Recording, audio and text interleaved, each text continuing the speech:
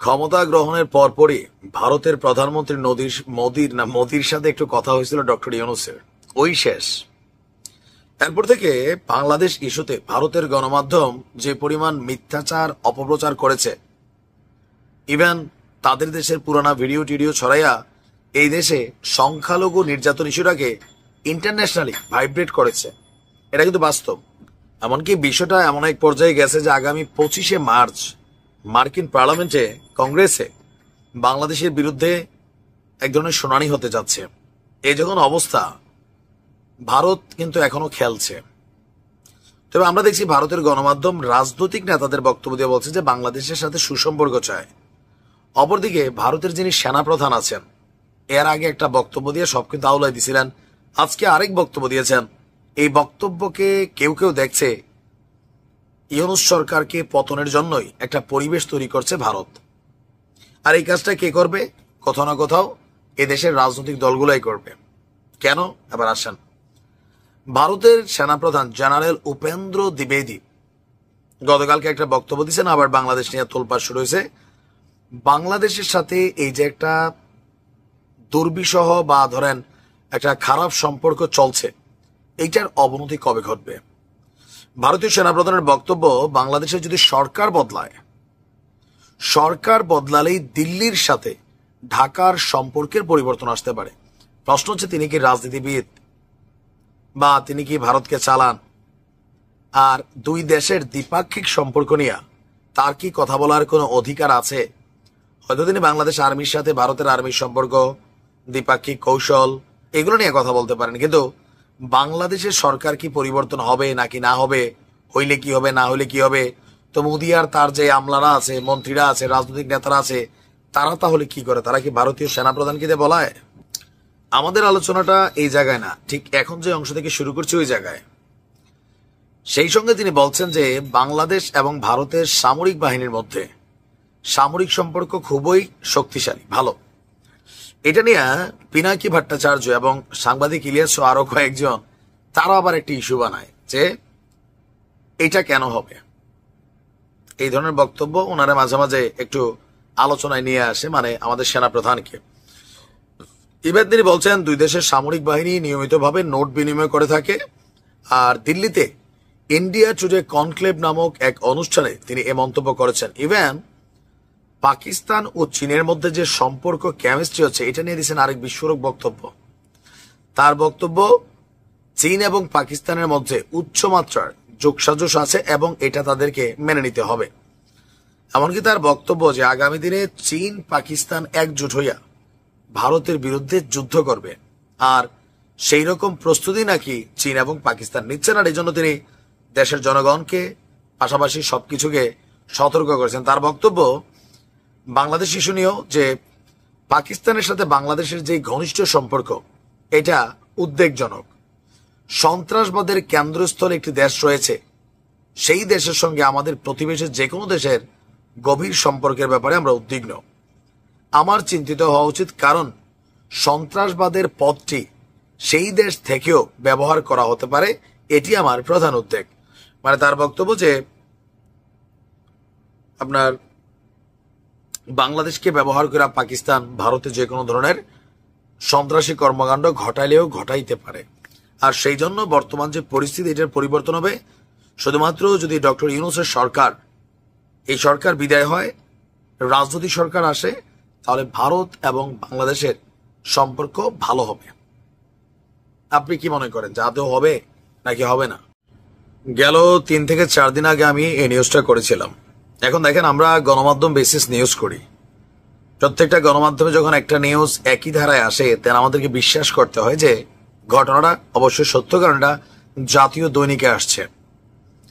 আজকে 6 দিন পর এসে আমরা দেখছি ভিন্ন কথা।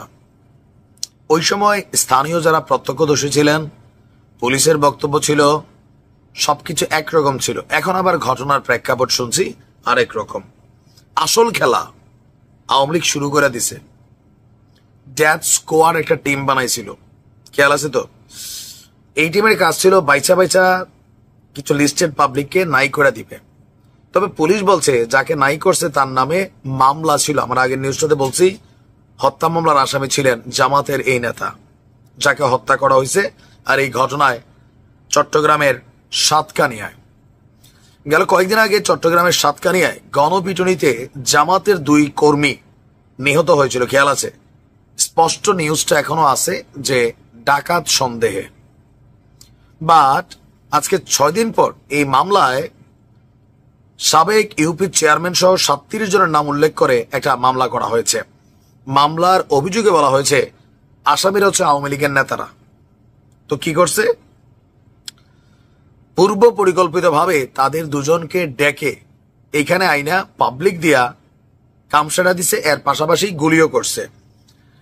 নিহত একজনের পাশে পুলিশের অস্ত্র নাকি আসামিরা ফেলে গেছে, এটা বাদীর বক্তব্য, যাই মামলা করছেন। আর এই ব্যাপারে মোহাম্মদ ওসি যিনি আছেন জাহিদ ভাই, তিনি বলছেন যে আবু সালেক জামাতের একজন সক্রিয় কর্মী এবং জুলাইয়ে বৈষম্য বিরোধী আন্দোলনে সম্মুখ সারির যোদ্ধা ছিলেন। বিগত সরকারের আমলে মামলা হামলার শিকার হয়ে দীর্ঘদিন এলাকা ছেড়ে আত্মগোপনে ছিলেন। মামলার বিবাদীরা আওয়ামী লীগের রাজনীতির সঙ্গে সক্রিয়ভাবে জড়িত। বাদীর দাবি আসামিরা গুজব ছড়িয়ে আবু সালেক এবং নেজামুদ্দিনকে পিটিয়ে শেষ করে দেয় এবং কি গুলি করে। এরপর আসামিদের একজন একটি পিস্তল নিহত নিজামুদ্দিনের পাশে রেখে পালিয়ে যান। এছাড়া এউচিয়া ইউনিয়ন পরিষদের সাবেক চেয়ারম্যান এবং উপজেলা আওয়ামী লীগের নেতা নজরুল ইসলাম ওরফে মানিককে এই ঘটনার পরিকল্পনাকারী হিসেবে উল্লেখ করা হয়েছে। এছাড়া নজরুলের 3 ভাই হারুন, মমতাজ, কামরুলকেও আসামি করা হয়েছে। এরা প্রত্যেকেই এই ঘটনার সাথে প্রত্যক্ষভাবে সংশ্লিষ্ট। এছাড়া রমজান আলী, আওয়ামী লীগের যুগ্ম সাধারণ সম্পাদক কবির, সদস্য মোখলেসুর রহমান সহ 37 জন নেতাকর্মীকে আওয়ামী লীগের এই মামলায় আসামির মধ্যে আনা হয়েছে। এজাহারে বলা হয়েছে গত 18 ফেব্রুয়ারি রাতে ছনখোলায় আব্দুল নূর নামের এক ব্যক্তির একটি সিএনজি চালিত অটোরিকশায় কেবাকারা আগুন দিয়ে পুড়িয়ে দেয়। আব্দুল নূর এই ঘটনা আবু সালেক এবং তার বন্ধু নিজামুদ্দিনকে অবহিত করেন, যারা মারা গেছেন।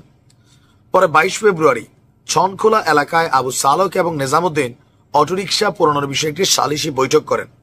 ওই বৈঠকে আব্দুল নূরের গাড়িতে কারা আগুন লাগিয়েছে তার শনাক্ত হয় এবং শনাক্ত হওয়া ব্যক্তিদের ক্ষতিপূরণ হিসেবে 7 লাখ টাকা পরিশোধ করতে বলা হয়।